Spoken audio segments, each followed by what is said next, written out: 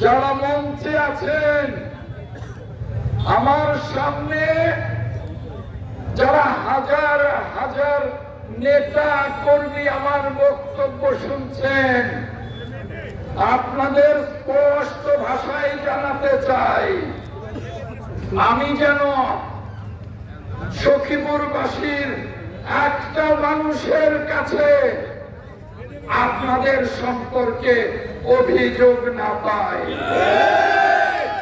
কোন অভিযোগ পেলে তাৎক্ষণিক আপনাদের বিরুদ্ধে ব্যবস্থা নেওয়া হবে। শুধু সাংগঠনিক ব্যবস্থা নয়, কোন অন্যায় করলে তাৎক্ষণিক পুলিশের কাছে তুলে দেওয়া হবে। আমার সখীপুরবাসী নিশ্চিন্তে থাকবে, স্বাধীনভাবে থাকবে, তারা স্বাধীনভাবে ব্যবসা করবে, তারা স্বাধীনভাবে চলাফেরা করবে, আর তারা নিশ্চিন্তে ঘুমাবে। আপনারা সখীপুরবাসীর প্রহরীর মতো সেবক হয়ে কাজ করবেন। যে পারবেন না, যার অন্য কোন উদ্দেশ্য আছে, আজকেই বিদায় হন, নইলে চরম শাস্তি পেতে হবে।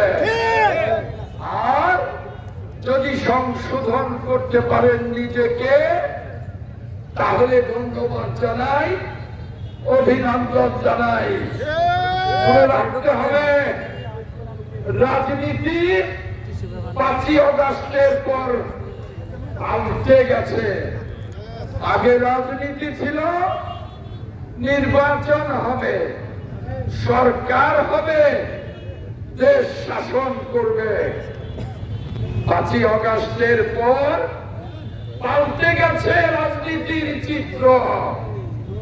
নির্বাচন হবে, এমপি হবে, মন্ত্রী হবে, সরকার হবে, শাসক হবে না।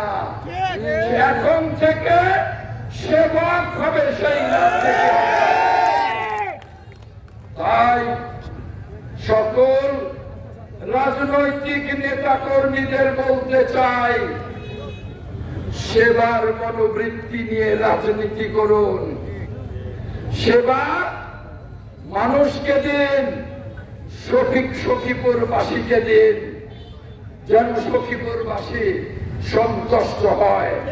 শুধু আজ নয়, নির্বাচনের আগে, নির্বাচনের পরে, সব সময় আমার সখীপুরবাসী থাকবে শান্তিতে।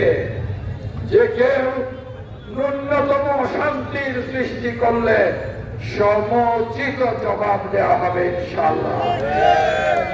তাই বলতে চাই, প্রিয় সখীপুরবাসী, আজ